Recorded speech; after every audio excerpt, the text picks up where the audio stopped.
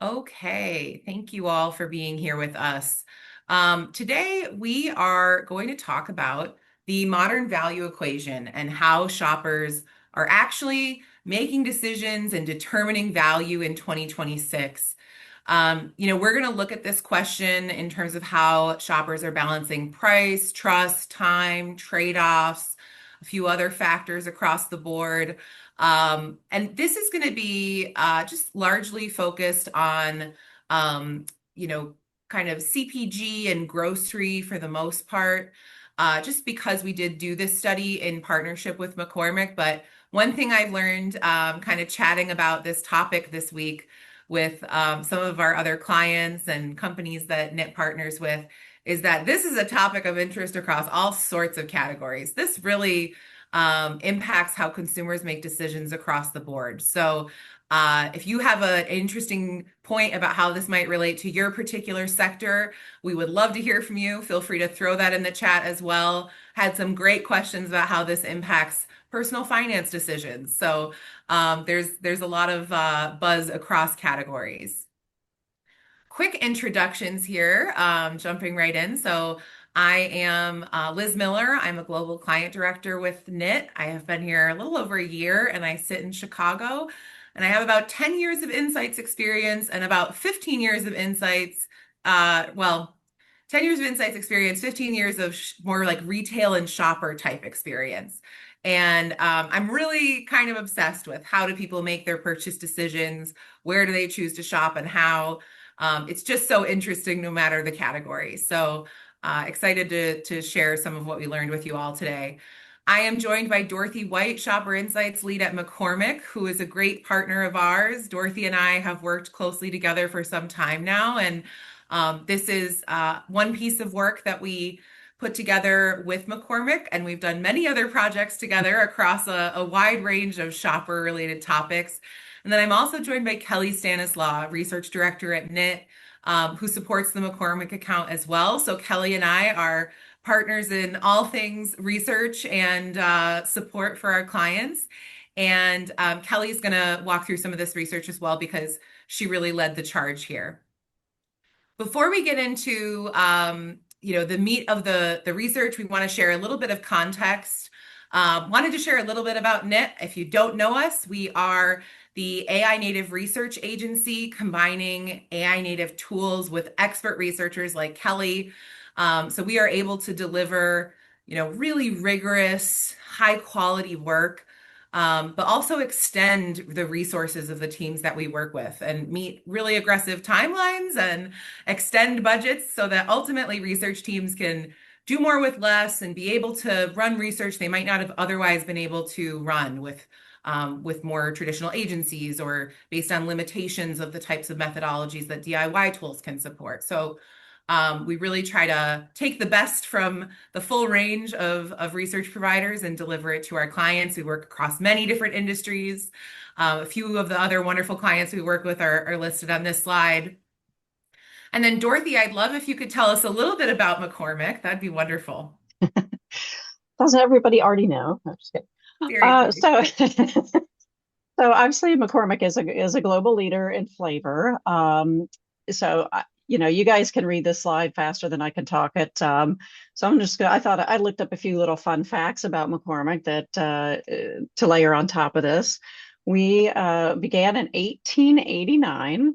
And I love these kind of success stories because it started out as a company in the cellar in Mr. Willoughby McCormick's house in Baltimore, and he and three others were selling flavorings and extracts door to door.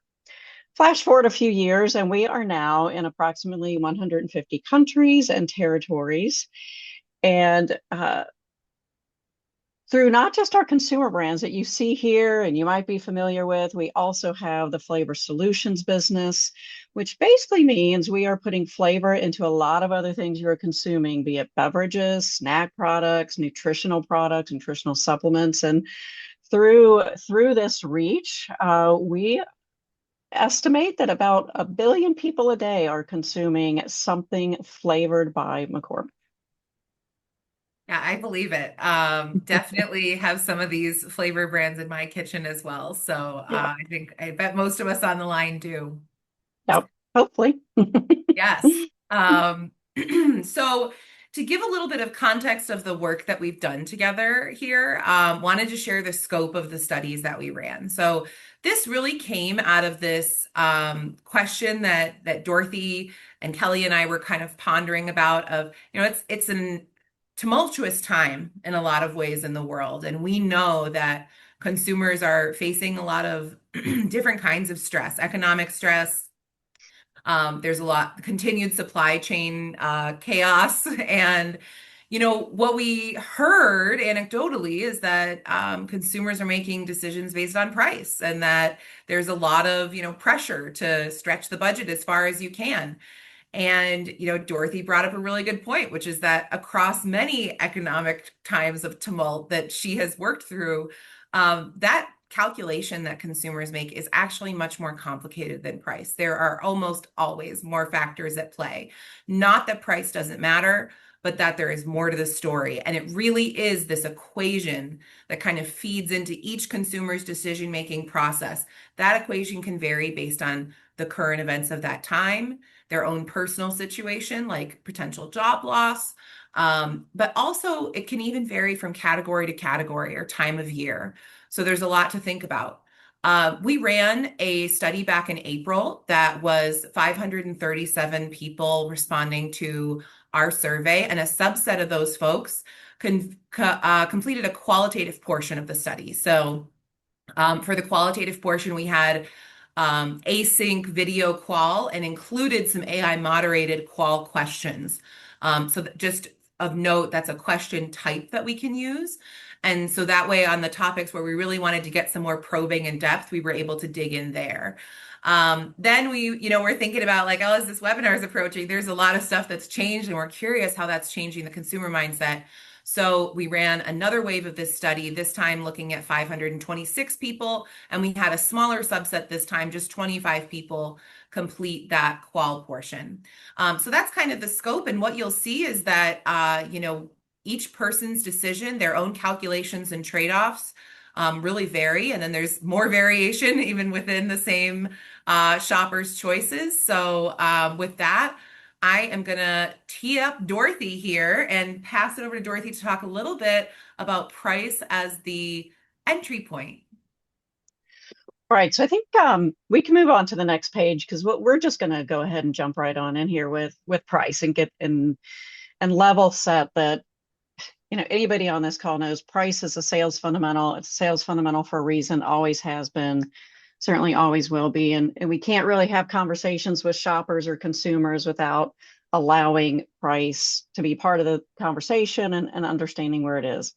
That said, as Liz called out, with all of the change, all the turmoil, all the things going on right now, we also don't want to just make assumptions. And I think we were feeling like we were starting to hear a lot of people just making assumptions and putting a whole lot of energy into this space. So we wanted to let shoppers tell us now, and probably tell us repeatedly throughout these times, what is really important. And what's interesting here is, of course, you do see everyday low prices kind of pop, but conversely, 64% names something besides everyday low price as the most important thing in driving value on a trip. So let that sink in. And then when you look at what else were people selecting as the most important kind of value driver, it tends to cluster around things like quality, reliability, and emotional payoff in the trip. So again, it's never to say we just want to get it right off the bat. We're not saying price isn't important. I just think in this time, it's so important, not just for our brands and our companies, but for the shoppers themselves, that we respect the fact that there are many other things that go into what feels good to them. And then kind of leading, out of that, we had kind of designed this research around, think of it as a hierarchy, kind of a typical hierarchy. And we probed and built the research kind of against that structure to try to tease out what are we hearing today in terms of order of importance and how things play out. And as we just said, the price layer is kind of that foundational piece. Picture any hierarchy. Obviously, having a pricing structure. And as Liz said, I think it's regardless of your industry. It could be hotels, restaurants, what have you. Like having a price structure that feels right to your consumer or shopper is a table stake. They need to feel like, yes, I'm not making just a colossally bad decision shopping or choosing wherever I'm going. But up above that comes kind of the trust layer. And that's where a lot of these other very important factors start to come in, like reliability, consistency on quality, consistency on assortment, having what I want, having a pleasant shopping experience. And in fact, we heard a lot of passion on this topic, saw it in a lot of different data points. This is that next up from that base of the hierarchy. So very important. And in fact, and we'll get into this later, we asked some kind of agreement questions, and we had a whole range of them that were teasing out more of these factors. And 66% agreed that a great shopping experience can make me feel like I got a good value, even if I didn't get the cheapest prices. And out of all the things we explored, that was the second highest agreement factor. Was it's also about the experience. So again, I think regardless of what industry you're in, for the sake of the consumers and shoppers, we need to take that seriously. Then you kind of bump up, okay, what comes next? I've got good pricing. I'm feeling good about, I can rely on you. You're dependable. It's pleasant. Now, what else are you giving me? What kind of convenience options are you giving me? What substitutions do you force me to make, whether it's in an online cart or you don't have the right assortment, et cetera? And basically, can I get everything done in one trip, which is still kind of a nirvana from a grocery shopping standpoint? And then really that very top of typical, any hierarchy is that emotional, like, do I just feel good? Did I come out of this trip feeling like I got what I needed and my family's going to be happy and, is at a price I can feel good about? Yeah. Really appreciate that context and kind of how you've been thinking about this, Dorothy. We are going to look at some shoppers tell us about this in their own words. And I'm pretty sure I've got my audio settings correct here to share this video. But hopefully, if there is any bugs, the transcripts at least will be helpful. So in this question, we asked people to talk about what makes a grocery trip really feel like a good value to them. So again, kind of that like emotional and mindset piece. We asked them to tell us, what matters most when you walk away feeling like you made a smart choice, which is something people really want to feel. So let's see if this works for us. A good grocery trip to me is when I get everything on my list and I also think of other things that I needed that I hadn't put on my list yet. And if the quality is good, I got everything that I need for the week. And that I have a different variety of things for my family. Everybody's happy that the cupboards at the fridge are full, and that's really where the value is. I love that. Like everyone's happy the cupboards and fridge were full. We were just talking, Cece and I were talking about family sizes earlier today, and we were thinking about that feeling when you're a kid and you come home and like the fridge is full of all your favorites. Like I love that she brings that particular point up. Um, Dorothy, do you want to tell us a little bit kind of on the converse, how something like shrinkflation can make people feel? Right. So again, as I said, we asked them some agreement to a variety of factors, and you just heard, oh, this is what makes me feel good. Well, what makes them not feel good by a lot is the shrinkflation. This was actually the number one thing that got the most level of agreement, was agreeing that when the package shrinks and the price doesn't, this really leads me to distrust and to frustration. We have a lot of video on this as well. I put together a reel from the first wave and shared that internally, not just about this topic, but boy, the passion on this topic. They're very frustrated when they get a bag that looks the same size or a box or what have you, and they open it up and they feel like there's a lot more air than they used to be. Number one message is you're not fooling us, and when you do it, it really makes us mad and we don't trust you, and it's a huge erosion of trust. They would literally just go ahead and raise the price, or at least shrink the price when you shrink the package. So I think the days of this being a smart strategy are probably long gone based on everything we're hearing. Yep. Consumers can see through it and they don't want to feel like you think that they're not smart, you know? Oof, yeah. That's a big one. Over to Kelly to talk about this next section. Thanks, Liz. So, taking a step into the store itself, we've talked about this idea that the idea of value is very nuanced, and we see that that doesn't stop when we think about specific categories. So, even from one shopper, where they might be fine to trade down in one category, they might not be able to be willing to elsewhere. So, taking a look at some of this data. This is kind of our clearest picture that we have of where shoppers are willing to buy cheaper and trade down alternatives versus where they just won't, where those other aspects of the value equation are most critical. So on the more flexible end here, we've got pantry staples, 60% are willing to try something cheaper. Snacks, packaged goods, dairy, eggs, bread, bakery items, all those on the left-hand side. There's more flexibility to be willing to trade down to some sort of cheaper alternative. If we look at the other side, that's where we see this price cliff start to pop up. So personal care, produce, family-specific items, the diaper brand or the pet food that works best for your loved ones, fresh meat, especially thinking about produce, fresh meat, the safety aspect of it and making sure that you have quality is really important. And what's really critical here is this idea that there's a gap between where people are flexible and where they are least. So that same shopper is making those calls category by category, often on the same shopping trip.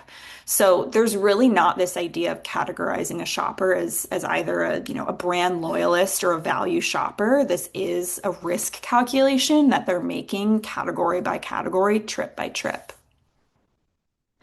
And kind of unpacking some of the more qualitative feedback that we had around this idea, we wanted to understand what decides that. Why are shoppers unwilling to compromise on certain products? And where you may have expected to hear about emotional ties to brands or, brands that you've grown up on and that you just want to have in your pantry. Really, a lot of the answers were also just about the practicality of it. So 47% mentioned that they have tried a cheaper alternative before and experienced worse quality. The taste or the performance gap was just too big. I alluded to on the last slide, people are citing health and safety concerns. But really this idea that you just can't afford a product to fail for your family or for your household. The risk of waste is just not worth the savings. 22% said flat out that their family won't accept a substitute. So quote here, I will not buy a different kind of cat food. They're picky and you just waste your money if you bring something home that they're not going to eat. There's those certain brands and staple categories that shoppers really are so much less willing to shop around on, so to speak. So it's really not about being a snob for a brand. It's this idea of math that the cheaper version is if it's not going to get used, it was never really a cheaper or less expensive alternative.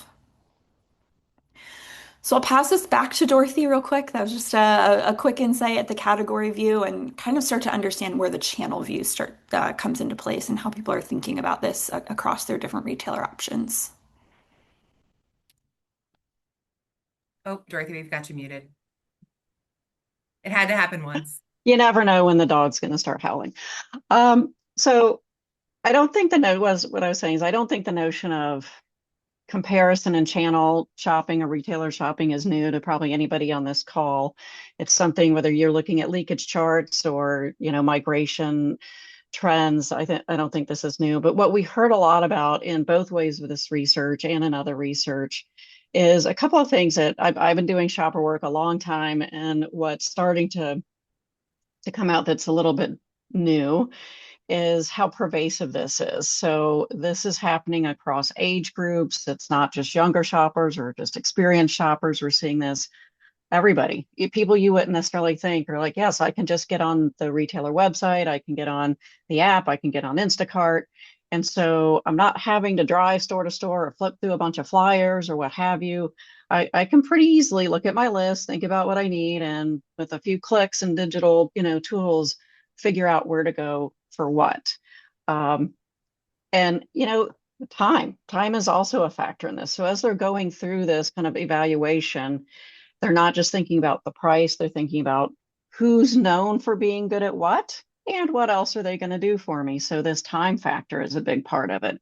So we see here for even again in this day and age of prices and economy and blah blah blah, 41% are willing to pay more for grocery delivery or other convenience tools if it gives them meaningful time back. And that's even higher amongst what we kind of dub the emerging shoppers, the younger shoppers versus the experienced shoppers. But again, it'd be easy to potentially assume that anything that costs more, people are going to reject right now. And we're just consistently seeing there's a lot of things that drive value.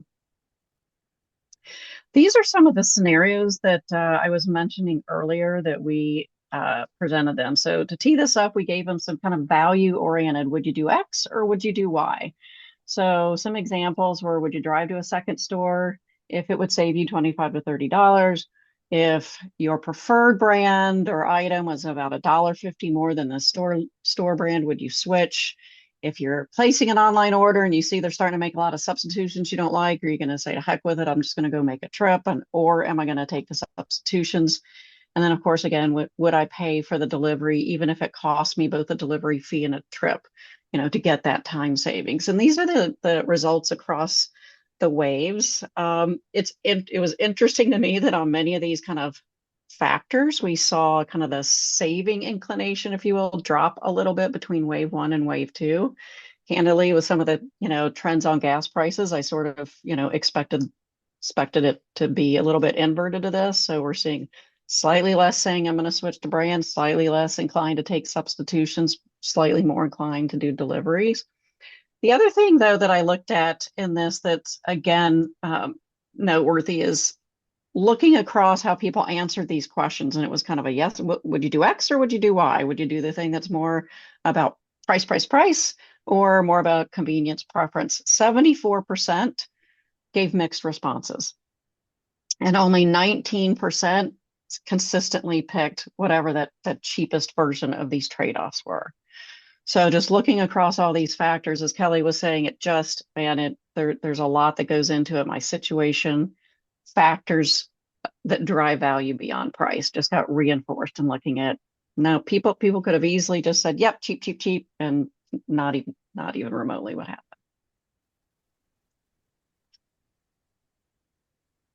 Yeah, so let's look at a couple more videos here. In this section, we looked at the question of, what does shopping around actually mean for you? What are you actually comparing? What ends up tipping your decision towards one store over another? To Dorothy's point, this is just super personalized. So let's see what folks had to say here.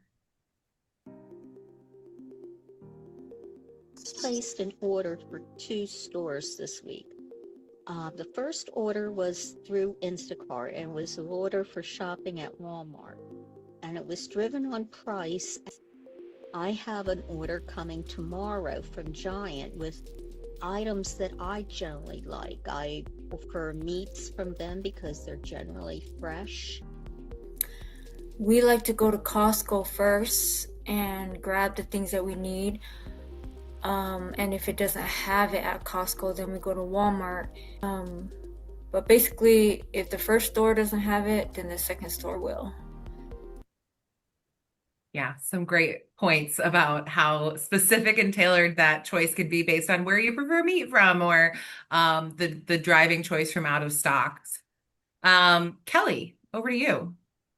Yeah, so zooming out a bit and thinking about kind of beyond this mental model of how people are calculating their value equation by category across retailers, what are they actually doing when budgets are getting squeezed? And worth flagging before we get into these reactions is there's some really interesting data we had that budget pressure is not evenly distributed across shoppers. So on the left-hand side, we've got data here to say around what does your budget pressure look like relative to a year ago? And 27% of emerging shoppers, so that 18 to 34 younger group, are saying that they have significantly more to spend than they did a year ago. Among experienced shoppers, 35 plus, that's just 3%. So you've got this stark contrast in terms of just perspective on how consumers feel about their budget, and it is a very distinct split depending on their age. Kind of layering onto this future outlook of is your budget going to improve? This gap doesn't close. So emerging shoppers a lot more confident that their budget is going to stay stable or improve. Among experienced shoppers, there's a lot more concern that budgets are going to look less rosy than they do a year today and a year from now. So, we always are hearing like we need to focus and win with Gen Z. I know that it's something that brands bring to us every day, but thinking a step further beyond that, it's like, the data is showing that the shopper that everyone's chasing right now is actually one that maybe has a little bit more room and confidence in their budget. And that experienced shopper is one where the budget concerns are really front of mind. So as we dig into that, kind of knowing this landscape that we're up against, similar to the behaviors and the trade-off exercise that Dorothy just walked through, but a little bit more specific. We're asking shoppers here, what are their reactions? What have they had to do when their budgets start to shrink? And I think instinct is to imagine that tight budget means, buying on sale, coupon clipping, and switching to store brand. And that's really not what we're seeing. What we're seeing is that the number one behavior is actually cooking more at home. So this idea that managing your budget really does start in the household, in the way that you plan for how you prepare meals and how you balance that decision to be cooking at home more is a critical one well before they ever walk in the store. So it's really not just about buying cheaper stuff. Last slide here to kind of tie this all together, just like the real headline on what's driving this loyalty behavior when you're up against budget cuts or constraints. And what are shoppers going to protect first? So in the last slide, when we're thinking about what's the action they're going to take to protect when they're up against budget pressure, here we're kind of like, what are you unwilling to sacrifice on? And we do hear the brands, the products that my household loves the most, thinking back to that last, that category section where there are those critical categories and brands. That is the number one answer. But what is more critical to me is that there's no single answer and there's no single, stake that shoppers are protecting. So this idea that loyalty is not just one thing, it really is a whole system. It is the product that they're putting in their carts, but it's also how can they protect their habits, the assortment, the ease of their shopping to be able to feel like they're getting the most out of each and every trip and ensuring that they kind of can fill their pantries to that mention early on of how can they do that beyond just filling their pantries for the cheapest price, but doing it in a way that really isn't going to make them feel like they're sacrificing. Yeah. So I'm going to pass it back to Liz for some, what does this mean? We've got a lot of folks on the line from all sorts of different industries, backgrounds, and we want to make sure that this is practical for you. So I'll let Liz take it away. Yeah, thank you.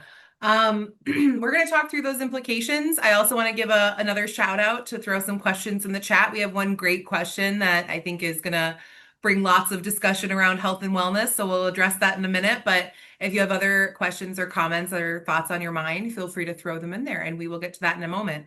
But first, practical implications. What does this mean for different players in this industry?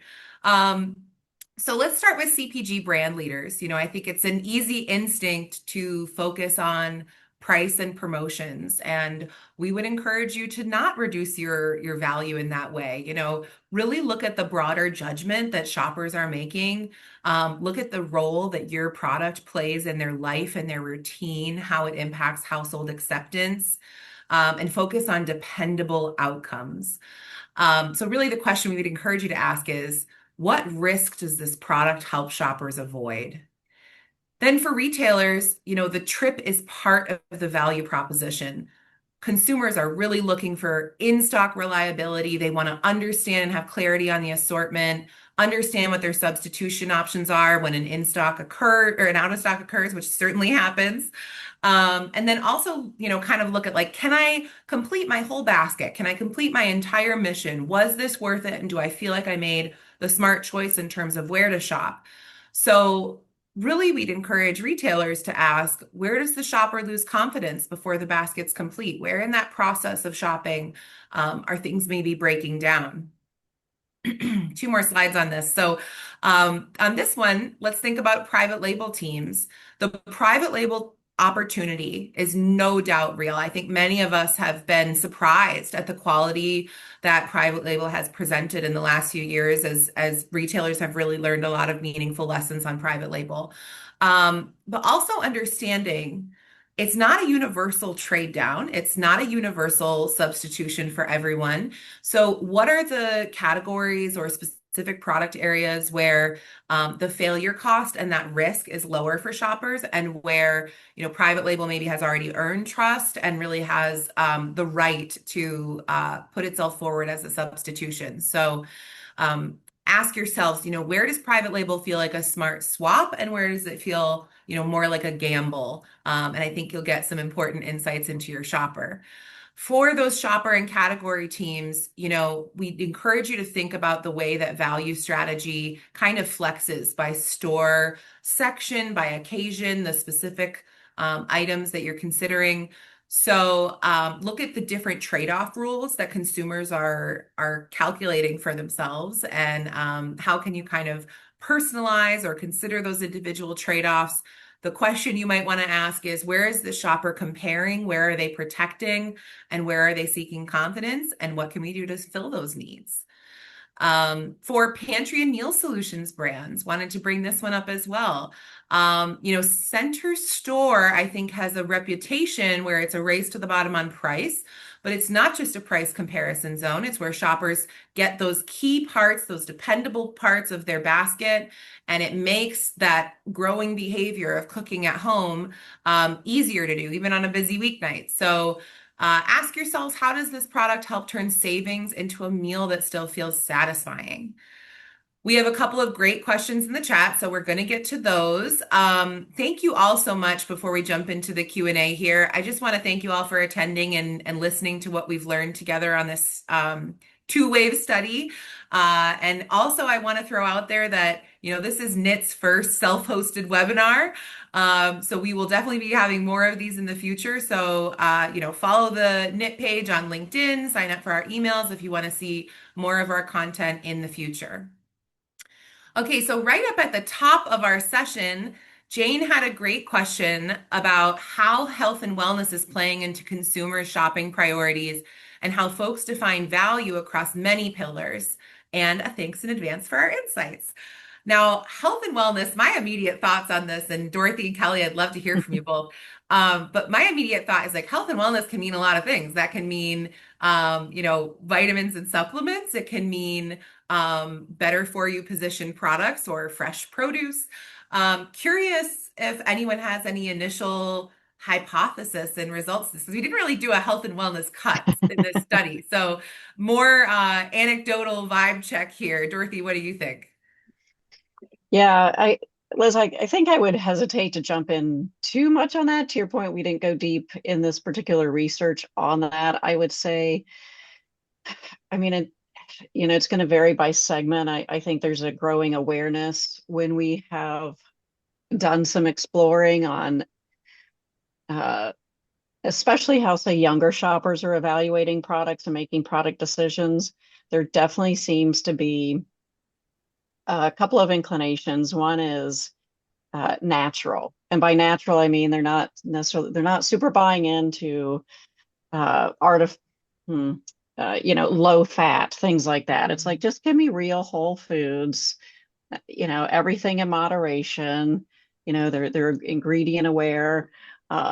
They want transparency. So, as it pertains to value, I think what we have heard is, in general, certainly on the flavoring categories, both the emerging and experienced shoppers are willing to pay for, the quality that they think they're getting. So it's not specific to health and wellness, but I think in general, I'm sure when they're evaluating wellness options, it's going to be important and probably worth investing in. That's a good point. And I'm remembering now that we did some research earlier this year, maybe it was the end of 2025, This is a report that's available on the Knit site around artificial additives. And Mm-hmm. one thing that we learned around trust, so for those who are here for this entire webinar, trust is a returning theme consistently, where people don't want to be, you know, feeling like a brand thinks they're stupid, and they want to trust and be able to depend on what a brand is delivering to them or a retailer. And in that study that we ran about trust, one of the things that we learned really clearly was that vague terms like kid safe are not trusted by consumers. Something like, certified organic is a much more trustworthy term, whereas these more vague, like seen as marketing better for you terms are really not believable to the vast majority of shoppers. Kelly, I saw you come off mute. Do you have anything you wanted to add here? Yeah, the only other angle I was going to bring in, also related to some work that's available on the Knit site, that we've shared, is that angle of the health and wellness as it relates to GLP-1. That's one that we're Good always point. getting questions on. And one of the things that I've found to be really interesting about what this means in the space of grocery and thinking about the mindset that consumers have around value is, there a lot of folks that are taking GLP-1s for the first time are actually faced with a lot of decisions on how to reallocate their budget. Potentially, they're investing more in their grocery bill than they have in the past because they're looking for fresher, higher protein products. Conversely, maybe their dining out is a lot less expensive because of their own preferences. And so I think that there's this idea too of, people that are being put into real life changes as it relates to health and wellness and requiring a complete recalibration of their value equation. Maybe they're willing to drive across town a little bit more than they were before. Maybe they're learning how to cook at home more for the first time. So that's my only other perspective. Yeah, good point. Jane added a really helpful comment in the chat. So for folks interested, feel free to look at that Q&A. Sounds like Jane's been doing some ongoing health economics work that kind of ties back into some of these points of longevity. And yeah, good point on the GLP-1s. We've got another question in the chat that I wanted to mention as well. So this person asked if we explored specific categories where consumers are swapping for private label more often than other categories, such as spice blends that they seek out being different than a single blend spice. I think that high-low failure cost slide that we shared, let me stop for a second. I'm going to pull that back up. Give me 1 minute to find it. Because I think this will be a helpful reference point for this conversation. So we didn't look at like subcategories, if that's what you're asking, like specific product level information here. But that's a lot of a cheaper alternative is not always and is not exclusively going to be private label. So cheaper is not a one-for-one with private label necessarily. But it is often a lower cost option. There could also be, a switch between a more premium brand to a more mass brand. But this slide points to where is the risk of the failure cost relatively low for a category. And so a shopper has higher flexibility in terms of making that trade-off versus lower flexibility because the perceived risk of failure is very high. I'll say, I'm very loyal to an unnamed anonymous brand of dish soap, and I have definitely in certain economic times tried other brands and been like, you know what, I'm gonna save $4 on this bottle, it's got to be worth it. And then I'm going through it so fast because I have to use way more than my favorite dish soap, and so ultimately I have gone back to the same one again and again. And I think we all have products like that where the risk that it doesn't work, to Kelly's earlier point, it means that then not only did you waste your money on the replacement that didn't work, but now you have to buy that new product, the one that actually works, all over again. So you actually lost more than you ever would have gained, I think is the common consumer sentiment. Any other thoughts, Dorothy, maybe from your experience? Have you noticed anything, since this is kind of a category specific question? Totally fine if you don't have any additional insight here, but just wondering if you've noticed any. Well, it's certainly something we explored. As Liz said, we didn't get in to subcategories in this particular piece of research. What I would say, we've been doing a lot of work, of course, in all of our flavor categories, and candidly have been um, mainly observing that they don't really want to make trade-offs on things that are flavor related. So if they perceive a risk and think of it, if you're investing in meat and you're investing in all these other groceries and the end state is a meal and you're putting work and time and money into it, and these are your flavoring products, be it spices or condiments that, are being used to personalize and show who you are and showcase, kind of your love of your family or your friends or what have you. Flavoring ingredients can be perceived as carrying, that risk that Liz has mentioned. So we've heard quite a lot about that. So it's less necessarily, I think, about trading down versus maybe buying less, maybe a little less exploration. So I've tried this spice. I know it works. I like it. If I don't really need need something or I'm not needing something for a recipe, I might hold off. So kind of what we saw in the research around I'm just buying fewer items or waiting till I actually need something. That's more of the behavior that we've seen and that we've heard articulated. Because, interesting, like anybody who likes to cook and even the emerging shoppers who are kind of just learning, they're very, if they've had a good experience with something, they really don't want to rock the boat. It worked. I don't want to mess it up if I make it again. So, and that's not just our categories, but kind of their grocery shopping in general that we've observed.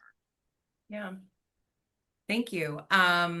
Okay, that's all the questions that we received. If anybody has additional questions that they think of later, or if you have an outstanding thought that's keeping you up at night, feel free to reach out to this team. We would be happy to chat. Happy to also look at exploring how this type of value equation applies to your category or your brand, if you want to take a look at that as well. But thank you so much, Dorothy. Thank you, Kelly. Really appreciate all of our attendees today. Thanks for joining us. We are very glad to have you here to talk about this important topic. Thank you. Thanks, everyone.